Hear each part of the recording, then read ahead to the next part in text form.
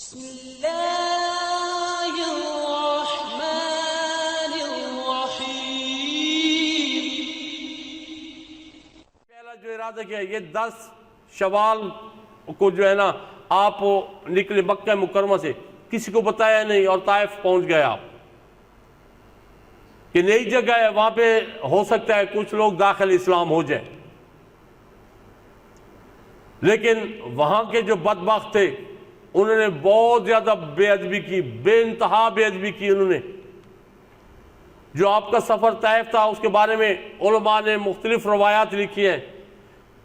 کچھ کا یہ لکھ رہے ہیں کہ میرے آقا پاک صلی اللہ علیہ وسلم بالکل تنہا سفر آپ نے کیا، لیکن جو مضبوط روایتیں ہیں وہ اس میں زید بن حارثہ جو آپ کے منہ بولے بیٹے بھی تھے اور آپ کے خادم تھے، وہ آپ کے ساتھ تھے۔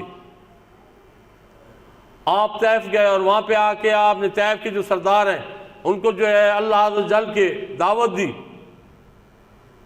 اور انہوں نے پھر بے انتہا بے ادبی کی، بہت سخت الفاظ کہے انہوں نے، جو بڑے 3 سردار تھے طائف کے،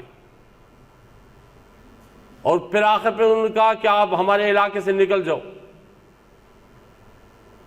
ایسا نہ ہو کہ ہمارے کچھ نوجوان جو ہے نا آپ کی راہ پہ چل پڑے، آپ نکل جاؤ ہمارے علاقے سے۔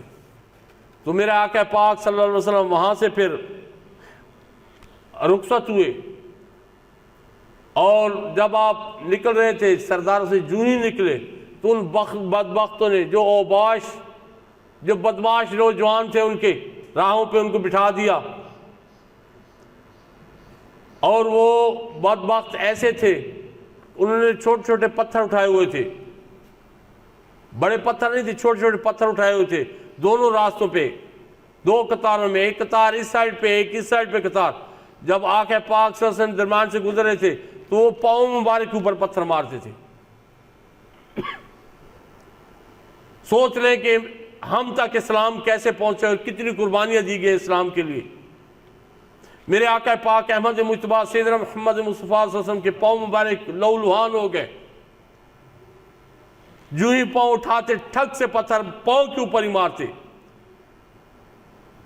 اور جب آپ کو شدت کی تکلیف ہو جاتی میرے آقا پاک صلی اللہ علیہ وسلم بیٹھ جاتے پھر تکلیف کی شدت کی وجہ سے۔ آپ کے جو خادم تھے حضرت زید بن حارثہ رضی اللہ تعالیٰ عنہ، وہ اپنے آپ منہ آگے کر رہے تھے، اپنا جسم، ان کا سر خون سے لہولہان ہو رہا تھا پتھر کھا کھا کے۔ میرے آقا پاک صلی اللہ علیہ وسلم کے پاؤں مبارک خون سے بھر گئے، اور شدت ہے۔ پیر کرم شاہ نے جب سیرت النبی لکھی، آپ ایسے لکھ رہے تھے جیسے آپ ملاحظہ کر رہے ہوں۔ جب بندہ تنہائی میں بیٹھ کے وہ پڑھے دل پھٹتا ہے کہ ہمارے آقا پاک صلی اللہ علیہ وسلم نے اسلام کے لیے کتنی قربانیاں دی ہیں، کتنی تکالیف اٹھائی ہیں، اور کتنی آسانی سے ہمیں اسلام مل رہا ہے، اور آج ہم اسلام کے ساتھ کیا کر رہے ہیں۔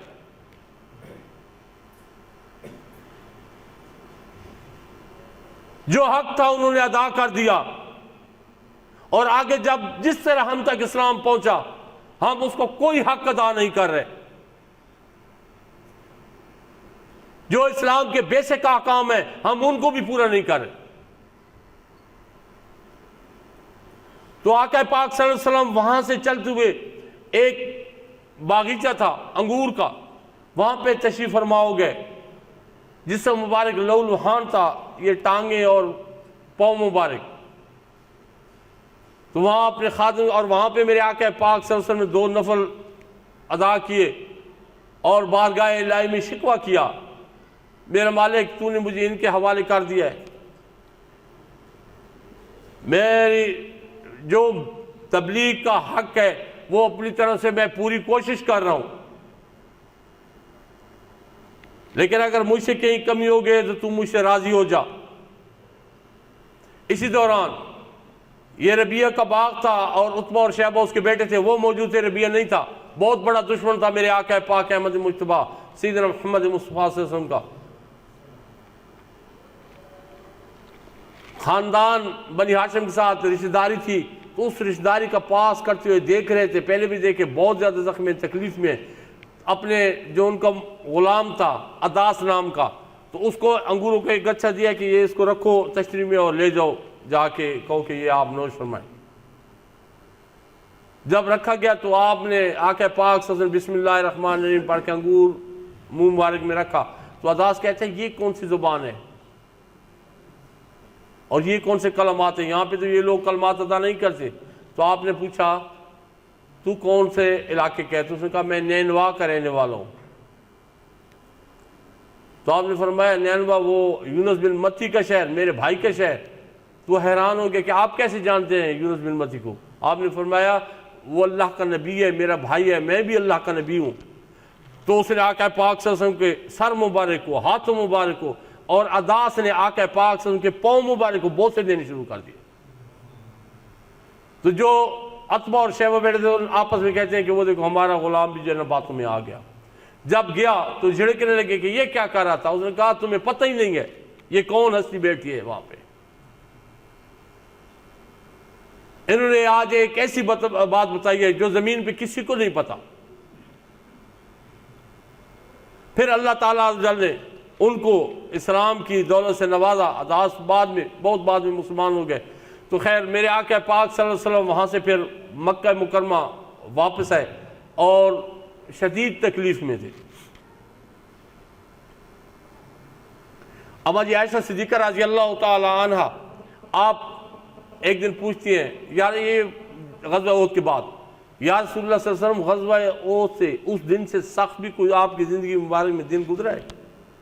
کیونکہ غزوہ احد میں میرے آقا پاک صلی اللہ علیہ وسلم دندان مبارک شہید ہوئے، زخمی ہو گئے تھے۔